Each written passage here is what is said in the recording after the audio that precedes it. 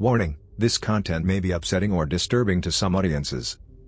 Historians of Reddit, what's a devastating event that no one talks about?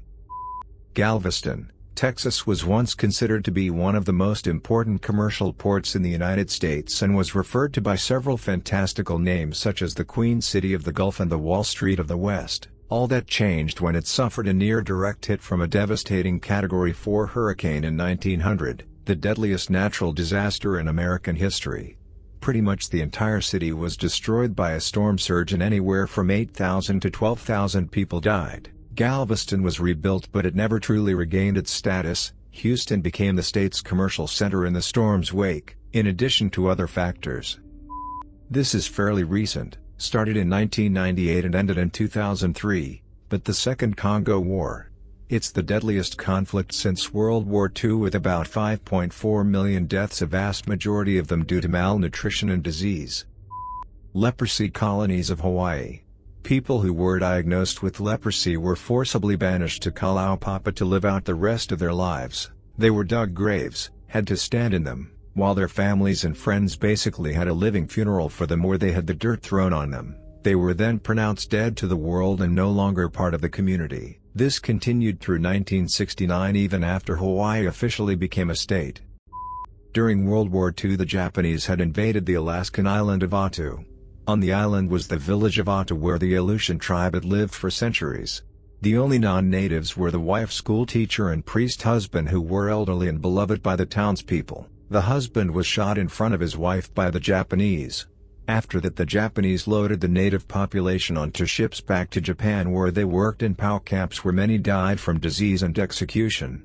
The Japanese saw them as lower than soldier POW and almost subhuman because they didn't fight back and thus treated them horribly. When the war ended only a handful of the native population survived and they went back home only to find their village burned down. They left the island and it now remains uninhabited basically, driving the Attu tribe to extinction. Years later the Japanese left a peace monument on the island in honor of the American and Japanese soldiers that died there but have yet to apologize to the descendants of the Attu tribe they destroyed. Baghdad used to be one of the biggest and most vibrant cities in the world in the 1200s. Until the Mongols came. Baghdad did not recover its year 1200 population until the 1980s. I'm always amazed that people know so little about Pol Pot in Cambodia. His regime killed 25% of its population. Let that sink in. 1 in 4. If you were educated, you were first killed. Cambodian genocide. They killed so many kids that the life expectancy was 18. In 535, humans went through hell. Many reported a strange color in the skies, not just in Europe. A dense, dry fog was also reported in Asia and the Middle East. Even the regions, now known as the Americas, weren't spared. E.g., drought in Peru. Temperatures were rather low in some places. It snowed either in the summertime. One survivor, a Roman politician named Cassiodorus, explained about the bluish sun and no shadows being cast, even in the noon. It has been hypothesized that Iceland holds the reason for the events between the years 535 and 536. Iceland is known for its volcanoes, and it was possible one such was to blame. One thing that doesn't get talked about was more of a phenomenon or major problem than event, and that was how many people died in theater fires due to poor design, combustible materials, few fire exits, and panic. One of the worst was the Iroquois Theater in Chicago, 1903, which is both the deadliest theater fire and the deadliest single-building fire in U.S. history, where patrons died after sparks from an arc light set a curtain on fire. Then a chain reaction started, exacerbated by failures of the things in place that were supposed to combat fire. The theater had been overbooked to compensate for earlier poor sales, causing some to sit blocking the exits. The fire was immediately worsened when performers opened the stage door to get outside, as it turned the fire into a fireball. Many people were held inside by iron gates that had been put in place to prevent people from sneaking in without paying. As people fled, they tumbled downstairs, trampled each other, and got squashed to death. Their unfamiliarity with the building got them stuck in dead ends and up against windows. Many jumped from fire escapes and died, while those behind them were saved. the bodies of the earlier jumpers cushioning their falls. All in all, 602 people died, many were children.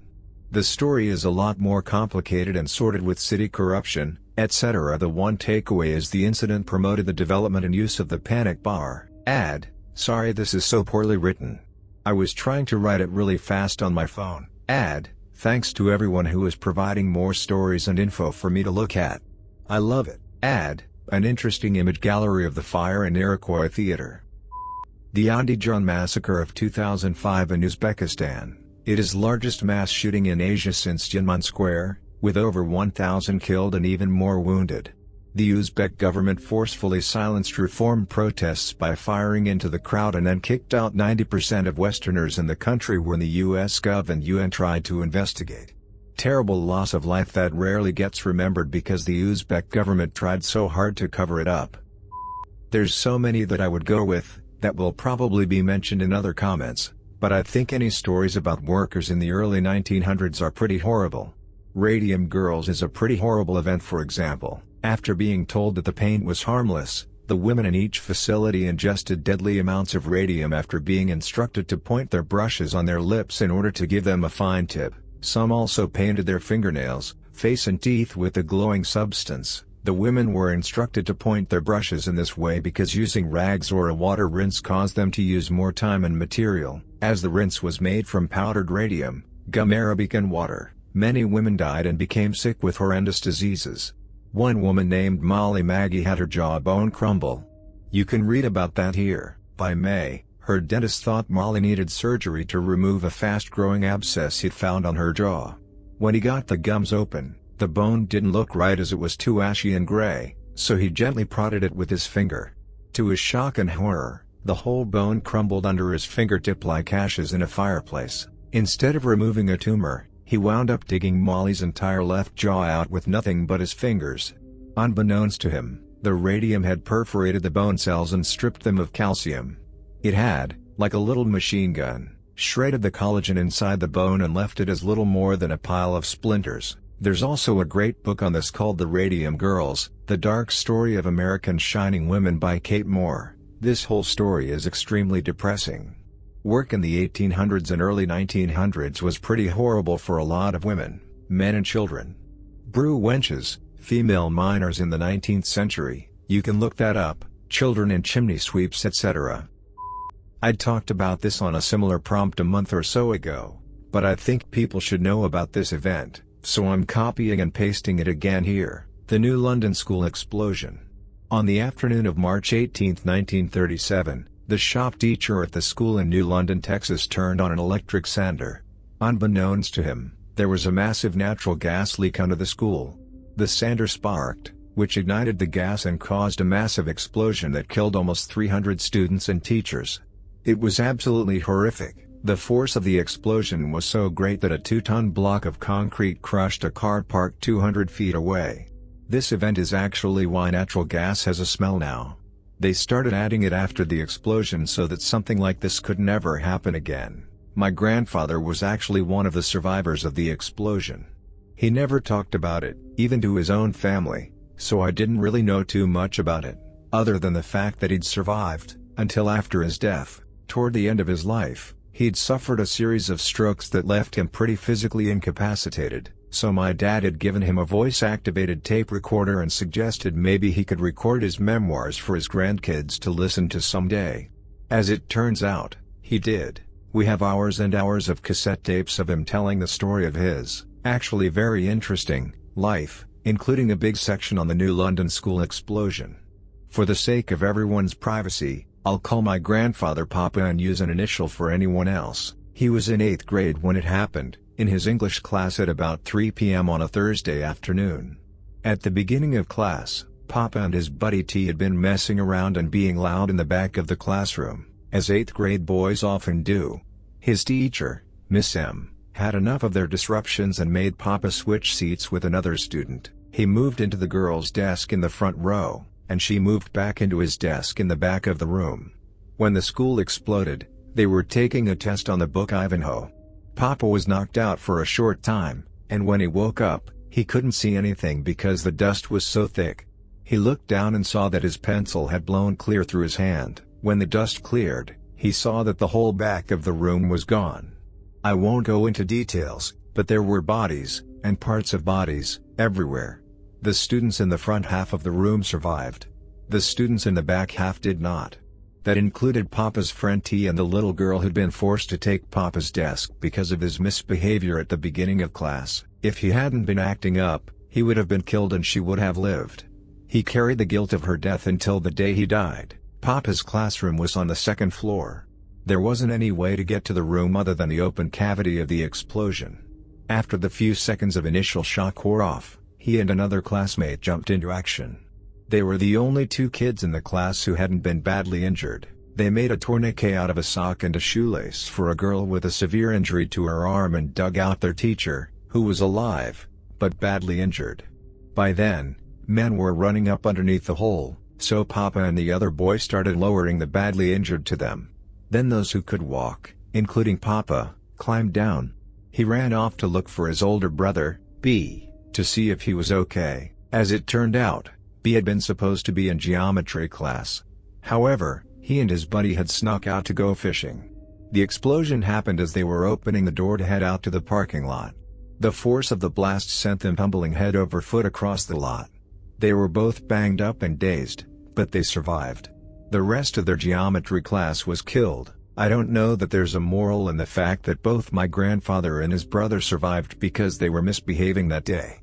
I do know that it weighed very heavily on both of them for the rest of their lives. There's a lot more to his story about the day and the aftermath, most of it absolutely horrific, but I won't go into all of it here.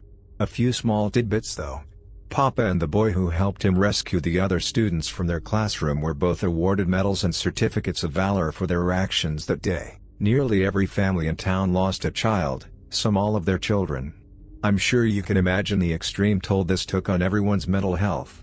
Papa described New London in the months following the explosion as a town with no children. To help with the healing process, the oil companies actively recruited families with kids to transfer in, so that there was some sense of normalcy when school started again in the fall. Papa had played French horn in the school band. However, when school started up again, was asked to switch to trumpet, as the entire trumpet section had been killed. My grandfather went on to fight in World War II, and he saw some of the worst conflict in the Pacific, including Peleliu and the liberation of Manila. But he said that nothing he saw was ever as bad as what he saw the day of the explosion.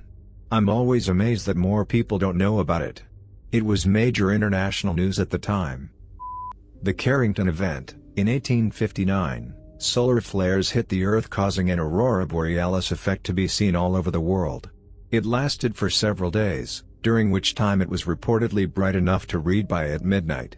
Telegraph operators reported receiving shocks and burns from the devices, and in some cases removed the batteries powering the telegraphs, as signals were being disrupted by the geomagnetic storm. After removing the batteries, the telegraphs still operated, in some cases better than they had when powered. It wasn't particularly devastating at the time, but it's estimated that if a similar storm were to hit us today, it would cripple the entire planet for potentially decades.